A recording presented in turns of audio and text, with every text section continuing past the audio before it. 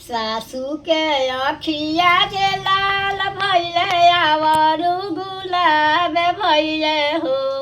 ए बहुआ जनी कर शिव के चरा चावाया में काम बार हो। ए बहुआ जनी कर शिव के चरा चावाया में काम बार हो। मुहवा से उह चर्चा करे माथावा से काम करम हो। ए सासू जी ना छोड़म शिव के चरा चावा हमारा संगे जइहे हो। ए सासू जी ना छोड़म शिव के चरा चावा हमारा संगे जइहे हो।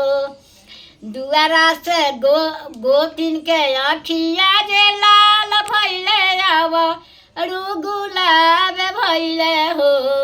ए गोतिन छोड़ी गना शिव के चरा चावा रसोईया घर में काम बार हो।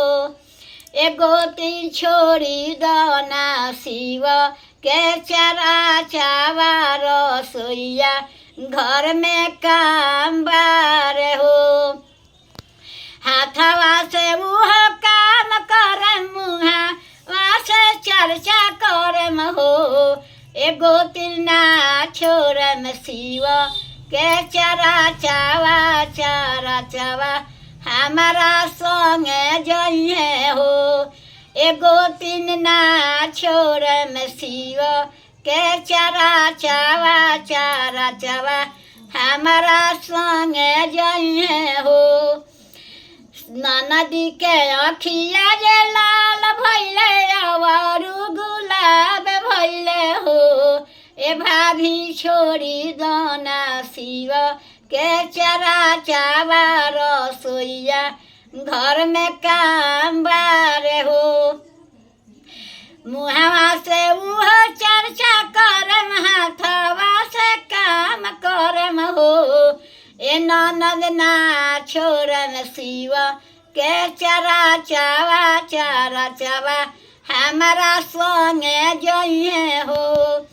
ए ननद ना छोड़म शिव के चरा चावा हमारा संगे जइहे हो। चर्चा मांगता लो जे चर्चा गावलो तो एगो गा देता नी एगो दूगो सीखले बानी असल बात नहीं है।